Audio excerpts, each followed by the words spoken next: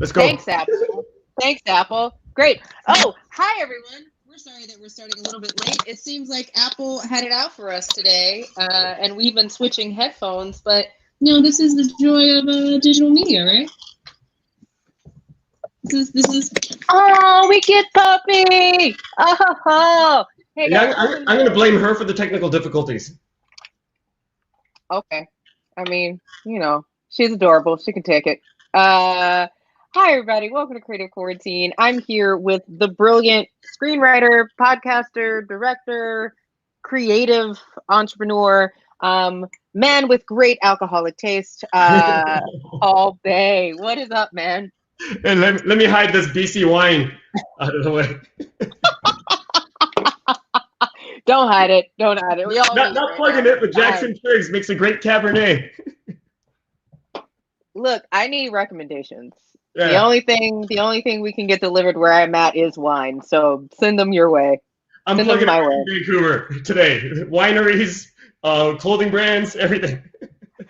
Truth be told, I love Vancouver. Vancouver is one of my favorite places in the whole wide world. Yeah, I'm very fortunate to be here. How have you been? I know you've still been working your tail off. I've been working. So. I've been doing the two. As they announced, like just before the quarantine all started, they announced my two Spotify shows coming up. Amanda Chi and the Ghost Sessions, which is about a high school kid learning she has the power to see ghosts, and Boyland, which is about a K-pop band member going solo back to his home in Los Angeles and starting his solo career from there. It's a lot of fun. I'm getting to work with some really cool people, and I'm not allowed to talk about it too much, except I'm in the writing phase right now. Okay. So they're throwing me production ideas, which is very exciting. I should probably learn Korean at some point.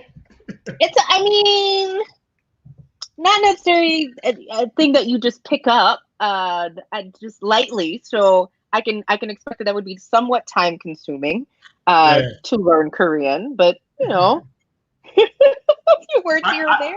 I didn't know I didn't speak proper Korean until I was about 23.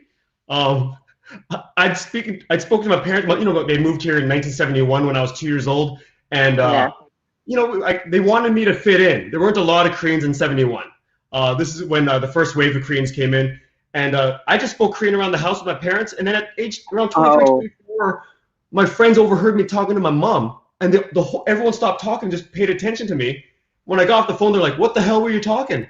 And I'm like, "What?" I was talking Korean to my mom. They go, "Whoa, that's not Korean." No, you're not.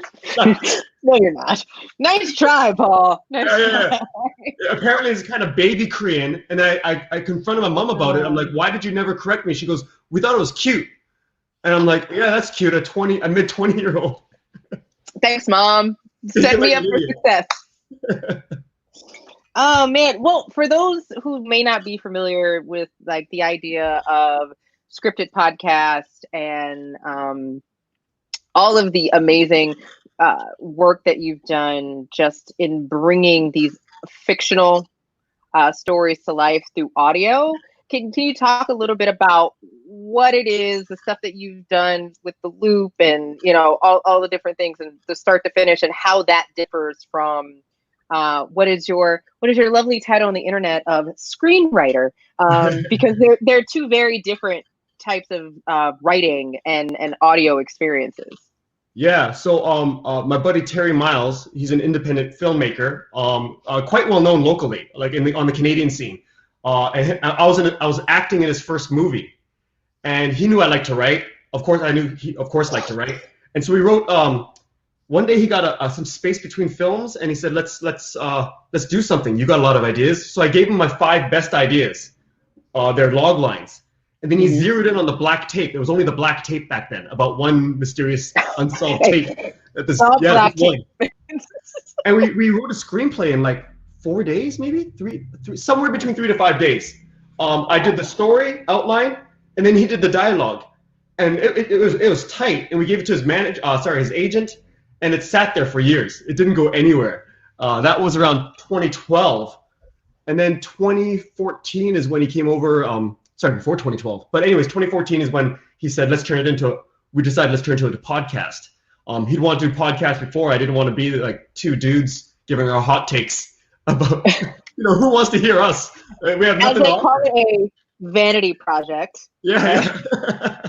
Yeah, it's like I go, no one wants to hear. I barely want to hear other people's hot takes. I don't want to hear our hot takes. And so out of frustration, when he kept pitching the podcasting, I'm like, oh, too bad we can't turn the black tape into a podcast. And his eyes went, he's a filmmaker. He thinks in those terms. And when he tried to explain to me how we do it, I'm like, I don't understand. We're going to get your actors? And he goes, yeah. He goes, just start writing. I'm like, okay. He goes, but write for the ear. And when he said that, he just reminded me, he goes, listen to all these audio dramas. We listen to a whole bunch of, listen to War of the Worlds again. And I'm like, oh, that's when it clicked in. We'll try to make it real. I'll try to make it immersive. And it took off. And then the Big Loop was my anthology thing. I find that the Big Loop, I want to try something else where it's just one narrator taking you through their experience. And I got that from one of my favorite shows, Love and Radio, where it's often one person just sharing their story. And they'll talk for over half an hour, but I'm on the edge of my seat. And I thought if I could do that with a fictional story, that's pretty cool, right? One person telling a story. So that's where that came out of. And now, we met on the set of Marvels, and I got to work with Lauren Shippen's wonderful script, right? And she strips the visual. She knows she has so much experience. We've worked together before, and she knows, like, when I read her stuff, I know exactly how she wants it to sound as soon as I read it on the thing. Like, maybe not exactly, but we have an idea of tone and everything.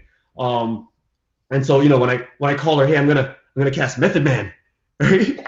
In the thing, she knew exactly how the whole thing's gonna now shift, right? And the tensions that you hear in the voice. Like it's almost like when you're writing for audio fiction, it feels like you have to heighten all your other superpowers to tell the story, right? And close your eyes and like, how are people going to hear it? Where when I wrote for the screen, when I do TV or when I write for TV, I'm mostly thinking, what are they going to see? So it's almost like taking away something from me. And that is the way I see it, because I started in visual medium, not the audio medium, right? Like, I'm not an audio pro. I'm a visual writer first. And so when I had to go to audio, I felt like something was taken away from me. And I felt like I was like in a very dark room. And now I have to describe the room that I'm in, as opposed to just showing them the room. But there's other parts of story that you could tell with that. You could tell the history of the room. You could tell what the room makes you feel, the oppressiveness. Instead of just showing it to you, I could tell you what the room is to me. So that's what I found really powerful about the audio medium, and what really brought it alive to me. And so when I'm trying to explain to other people coming into it, I try to tell them, try to express the feeling of things as opposed to what you're supposed to see. Because we're in the audio medium, people assume now I have to describe everything I see. I'm like, no, you don't.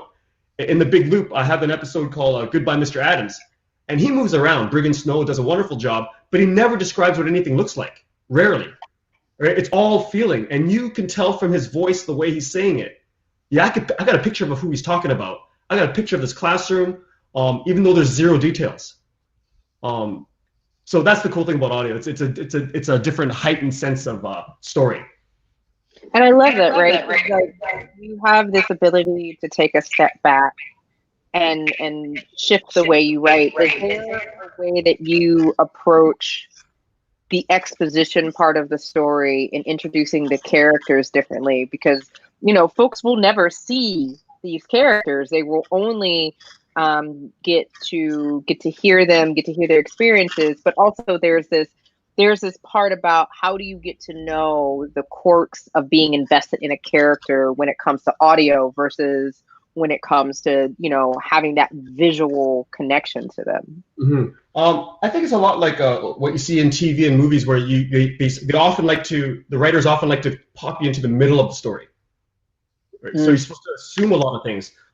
Same thing with audio. I like to pop them into the middle of, like, I'm going to assume that you will trust me to take you along and catch you up with who this character is. Casting for voice is where it all comes in for me, because once, like, I wrote Goodbye, Mr. Adams, then I thought, I don't have the flavor yet. I need help telling the story, and I can't tell the full story until I know who's going to be telling that story.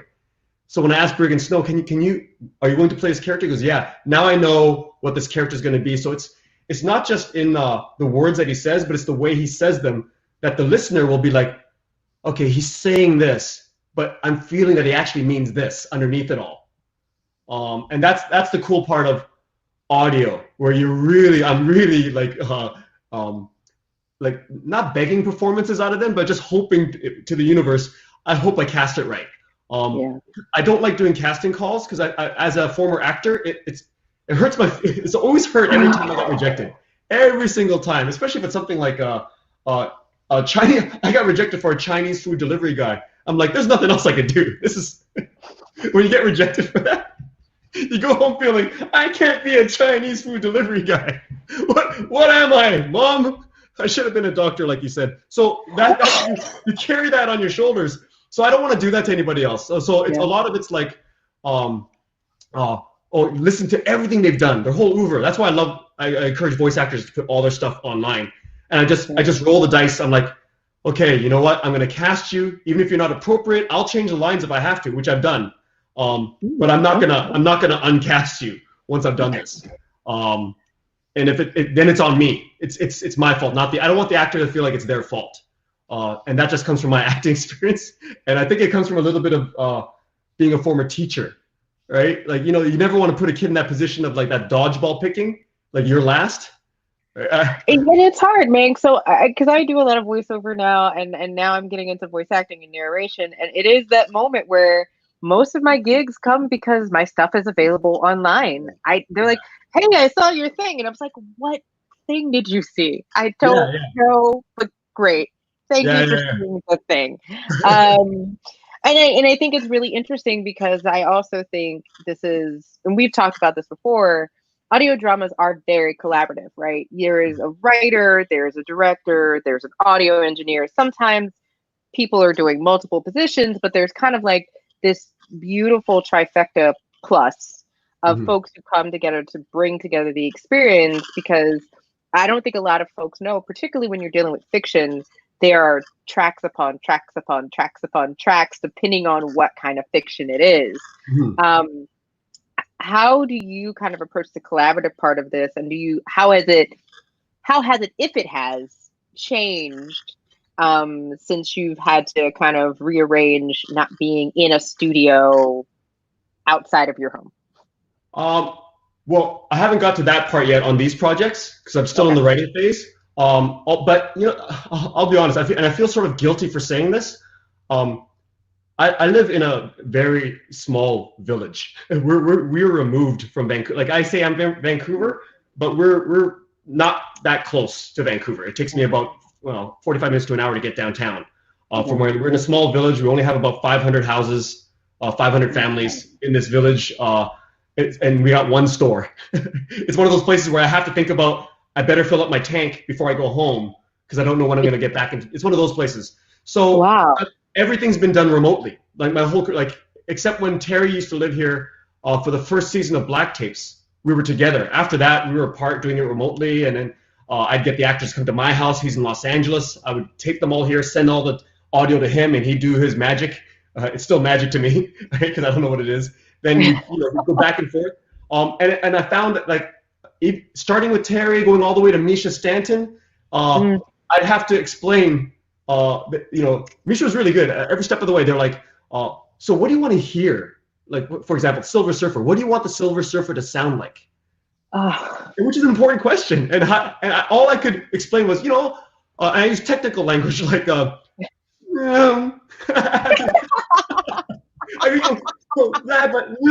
that, but shimmery. Can you make it shimmery? And I felt like one of those. I felt so useless. But Misha, this is the great thing about Misha. When you work with a professional, they've heard this from dunces like me. Explain it this way, and they go, I know what you mean. And then Misha sends me the Silver Surfer. They're like, is this what you meant by shimmery? I'm like, beyond, but better. But yeah, that's better than what I imagined it to be. Right?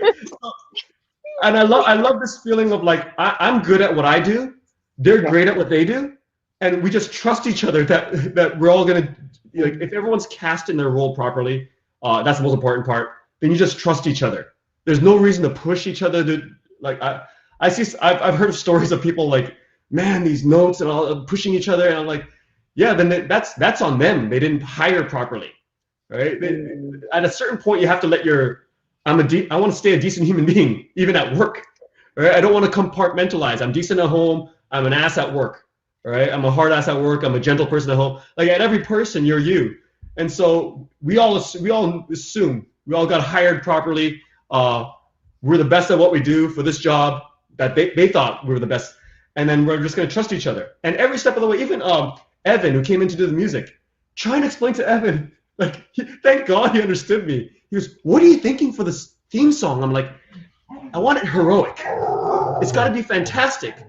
But remember, it's Fantastic Four, so we need a heroic theme, but not like the Avengers theme. It's got to be an original theme, but ominous, because Galactus it's apocalyptic. And Evan's like, gotcha. And it took a few tries, and then I'd be like, less apocalypse? He goes, gotcha. And they do the whole different thing. He's so brilliant. I'm like, how do you get all that from my less death? Like, how did he come up with a whole different set of notes? Less death, more vibrancy. Yeah. I wish at one point I got a buddy working in AI, and I was joking with him about this, and he owns a huge AI company, and I said, one day you guys will have this. He goes, oh, maybe. You just have to say less death, and they'll figure out what you want. I go, how far away are we from that? He goes, oh, not in your lifetime, old man. But still, it's exciting. Maybe not exciting for everyone who wants jobs. It'll end up writing for me too, but Evan is that machine right now. Like these composers that I work with, they're that every single person. They're like, "What do you want to hear? And we always talk in mood and tone. I go, here's this. You lay out the story, and you go, I want an overlay of beauty, but underneath just a sense of that it's all about to end. And they're like, gotcha. Well, and it sounds a lot of it is just really intuitive. Like what I'm hearing is like it's a lot of feeling, it's a lot of intuitive, it's a lot of trusting your gut when you've hit that magic point, but also knowing it can always be different because there's so many options and you just gotta make a choice. Yeah. So circling back to the original question of like how have I been working and collaborating, it's always been that way. Me online explaining to them, often in emails, I want this, so they can look at it and just sort of ponder, what does Paul mean by apocalyptic? And I'm just hoping that they get it. Sometimes they have to hop on the phone. They go, I don't understand what you mean by shorter. Do you want a minute shorter? Do you want it like half truncated? And I'm like, yeah. I'm very vague, but I think I express things emotionally well, so they get the emotion of it. Like when Misha got that shimmery. I think that's probably the best quote ever. How do you want the Silver Surfer to sound? Shimmery. You got it. And I think that's so cool because this idea. So I was very much a novice when I first got into this idea of like what people consider podcasts, which are these like very talky. Like there's so many layers of podcasts. So let's be real. Like when people hear podcasts, everyone has their definition of what a podcast is. People, you have your news podcast and your commentary podcast. You've got your conversational podcast. You've got your programmatic podcasts that have tons of tracking and like a narrator that brings you through a story, whether it's fictional or non-fictional. And then you have these audio dramas, which really have, for me, because I'm such an old head at heart, like I was like, oh man, this is like listening to War of the Worlds or listening to In the Shadows or listening to like the old Dick Tracy's, where you have to have this imagination and you have to be brought through this audio experience. And it's so funny because we choose to do that now. Like that's just, it used to be like, if you wanted entertainment, everybody sat around the radio and you listened to the same thing because it was 3 radio stations. And so I think it's just so cool you get to do this, this type of medium. What is it that you personally love about it though? Because I feel like you get really, like I can see you physically get excited about telling stories. Yeah. What is it about audio dramas that you really love? I think for the type of audio drama that I'm accustomed to producing, I think I like the quickness of it. Terry Miles, again, my partner on the Black Tapes, he loved it too because he's an independent film director, and he said half the time of him is waiting for money to make something. You're waiting for permission. You're waiting for your producers to we'll get the money. Give us 6 months. We'll get the money. Now we got the financial backing, and then you have to get permission every step of the way for how things are gonna come about. And that's with film and television and everything. But with things like audio drama or podcasts in general, you don't at the basic level you don't need permission to proceed. You just need a few rudimentary skills. It's still a threshold you have to cross. Like not everyone has access to this. You still need a computer. You need internet connection, all that stuff. But in terms of threshold, it's the lowest threshold possible to reach a mass audience, to tell the story you want to tell. If you have a friend who can act a little bit, and you got a friend who can write a bit, and you know how to do things on your laptop in terms of mixing and editing, you got it all there. You could tell your story. And I think the thing I love about it most is like my mom always reminds me all my life, I love telling stories. I was the storyteller in our group of kids, right? She also liked to remind me, and I was also a bit of a business person. I guess in grade 1, I have a vague memory of this, but in grade 1, I invited all the kids around the block on Halloween to come to my haunted house. And my brother was a great artist. Like he's a professional artist now. But I saw him when he was in like, maybe I was grade 2, he was grade 1, and he would design a whole through our cellar room, our crawl space. He would design a whole like maze of scary things, and I'd take the money at the front, and I'd be the barker getting kids in, and then leaving them out, and they give me 10 cents. I keep 7 cents. My brother keeps 3. Because I'm the brain, he's the late, but that's the way I thought when I was young. Really? 70, 30, that's really what happened. My brother was so fake.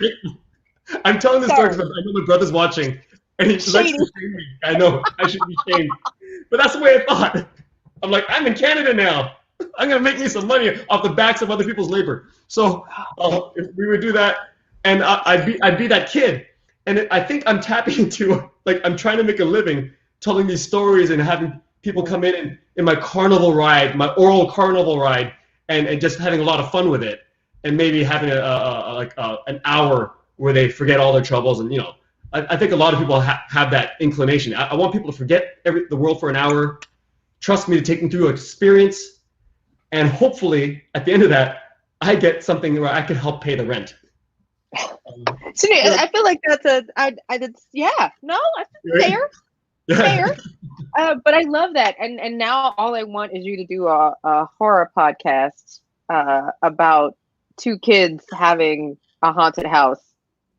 I was trying to think the other day. Oh, maybe I shouldn't talk about this, but I was trying to think of a horror podcast to do, just on my own that I could just put out there on my feed. But it's really hard to tell the story. Like without I got work to do that I'm getting paid for, but this part, the horror stories, is fun. It's really fun for me to do. So if I could find some time to do it, I was like, but it's really just like one idea I had was like, okay, close your eyes. You got to listen to me for 10 minutes now. And if you could listen to me for 10 minutes with the lights off, eyes closed, listen to my voice, and you could reward yourself with a drink or something like that. It's just called Trust Me, and I just take it for 10 minutes, right? I want it. Like, so right? That'd be kind of cool, right? The funny thing is, a lot of people don't know that you used to be a comedian, and so now all my brain is saying you're now the R.L. Stine of podcasting, and I want it. I want it now. But this is something for adults. But for adults. For adults, yeah. And it requires more writing because it's adults, right? For kids, it's easy. Like in high school, I used to tell these stories every year to my high school students. My Mr. Bay's Hour of Horror every Halloween. 1 hour of new scary stories.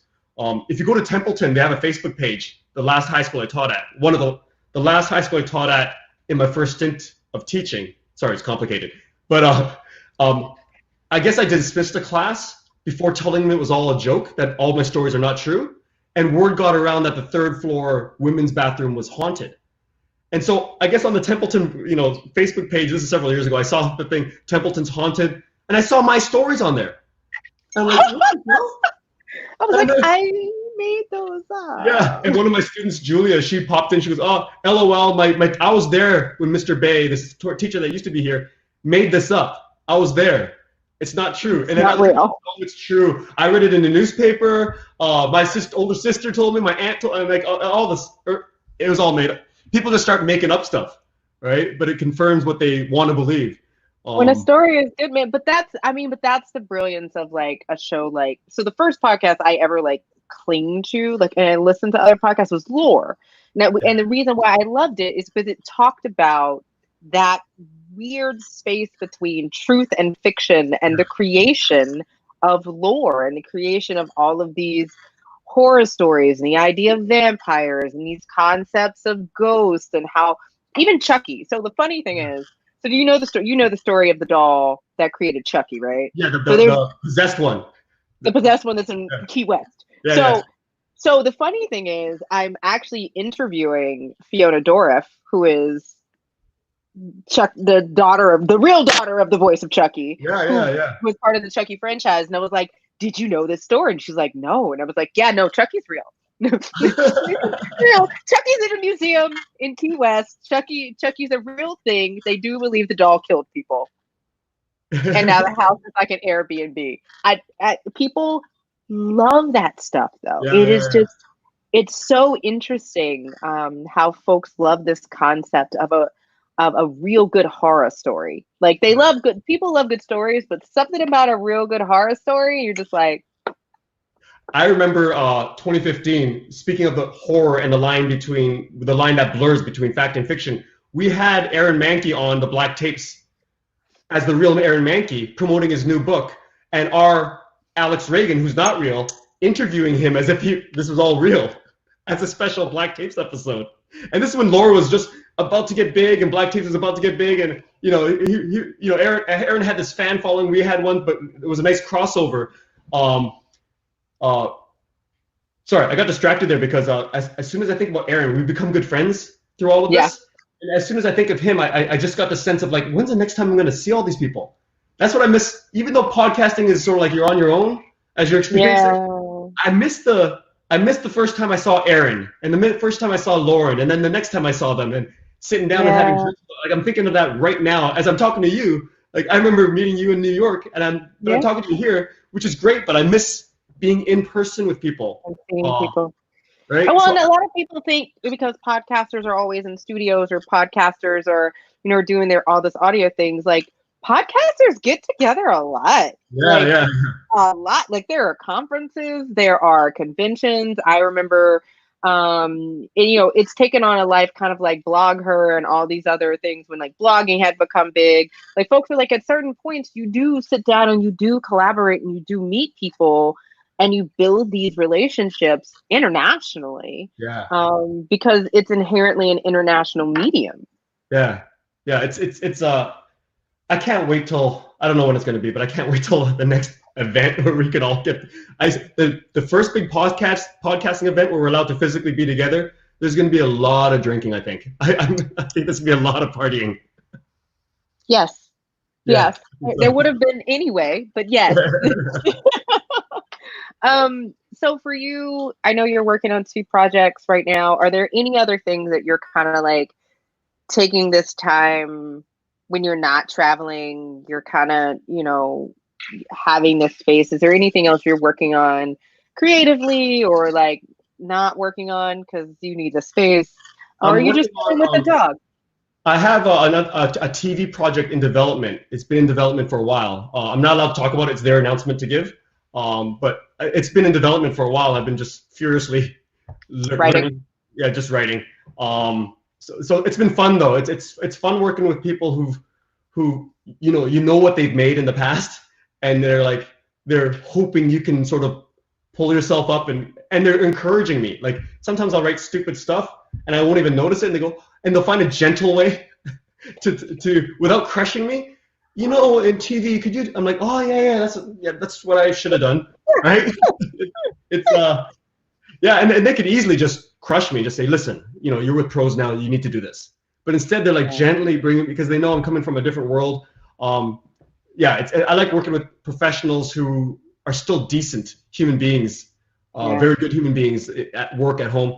It's been a lot of fun. So that I've been working on that, and pitching. For some reason, I'm still pitching stuff in LA remotely. Why not? Yeah, right. So it's like, I think right now it's at the point where it's like I don't know but Spotify's been so encouraging, right? And they just want to know, what else you got, right? Everyone wants to know, like, what do you have now? The next thing, and I can only write so much. I'm looking forward to the moment where I get enough projects, like Aaron Mahnke. Speaking of Aaron, he's got enough projects where he can pay writers, like, here's the idea, take it, right? And they can go with it, right? I want to like, sort of like the TV system. I can't wait till that so you can hire and employ a bunch of people whose work I respect, who I think deserve a larger spotlight. I know a ton of those audio drama writers that I think, I'm like, why aren't they huge, right? And so I can't wait to like have a big enough platform where I could sort of bring them along, and we could all sort of like make a living together.